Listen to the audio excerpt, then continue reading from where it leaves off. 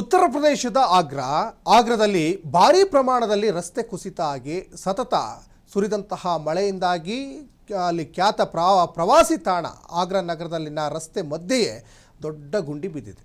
ನೋಡಿ, ಆ ದೃಶ್ಯಗಳಲ್ಲಿ ಗಮನಿಸ್ತಾ ಇದ್ದೀರಾ. ಇದು ಸಾಕಷ್ಟು ಗಮನ ಸೆಳೆಯುವಂತಹ ಒಂದು ನಗರ ಇದು ಆಗ್ರಾಕ್ಕೆ ದೇಶ ವಿದೇಶದಿಂದ ಪ್ರವಾಸಿಗರು ಬರ್ತಾನೆ ಇರ್ತಾರೆ. ಅಲ್ಲೇ ದೊಡ್ಡ ಒಂದು ಕಂದಕ ಥರ ಹೊಂಡ ಬಿದ್ದುಬಿಟ್ಟಿದೆ.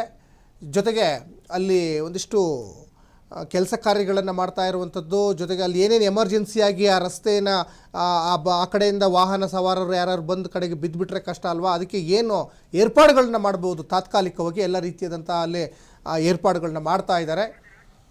ಇನ್ನು ಬೃಹತ್ ಪ್ರಮಾಣದ ರಸ್ತೆ ಗುಂಡಿಯನ್ನು ನೋಡಿ ವಿಪಕ್ಷ ಸಮಾಜವಾದಿ ಪಕ್ಷದ ನಾಯಕರೇ ಅಲ್ಲಿ ಏಣಿಯಿಂದ ಅಲ್ಲಿ ಗುಂಡಿ ಒಳಗೆ ಇಳಿದು ಅಳತೆ ಮಾಡಿ ರಾಜ್ಯ ಸರ್ಕಾರದ ವಿರುದ್ಧ.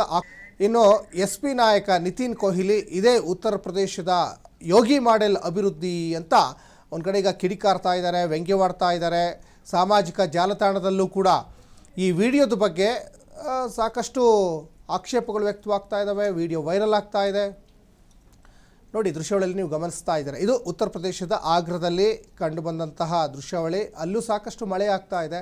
ಮಳೆಯಿಂದ ರಸ್ತೆ ಮಧ್ಯದಲ್ಲೇ ವಾಹನ ಸವಾರರು ಓಡಾಡುವಂತಹ ರಸ್ತೆ ಮಧ್ಯದಲ್ಲೇ ಒಂದು ದೊಡ್ಡ ಕಂದಕದ ರೀತಿಯಲ್ಲಿ ಗುಂಡಿ ಬಿದ್ದಿದೆ. ಮತ್ತು ಸಮಾಜವಾದಿ ಪಕ್ಷದವರು ಒಂದು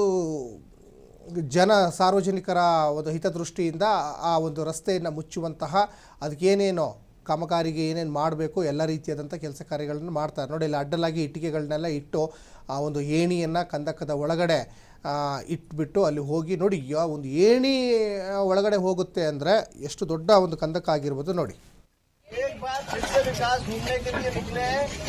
पूरा आगरा ही ऐसा हो गया है। विधायक जी से पूछना चाहूंगा कि क्या ऐसा विकास होता है जहाँ जहाँ रोड बन जाती है वहाँ इतने गहरे गड्ढे हो जाते हैं कि आप ये देखिए 50 लोग में नया शहर बसाने की बात है। आगरा को स्मार्ट सिटी कहने की बजाय जहाँ नीचे 50 लोग में नई स्मार्ट सिटी बनती जा रही है।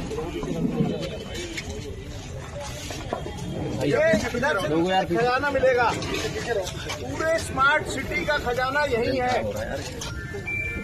अभी तो ये पीछे जैसा कि आप जानते हैं बारिश में ऐसे ऐसे गड्ढे टापू बन रहे हैं कि नया नया शहर देखने को मिलेगा।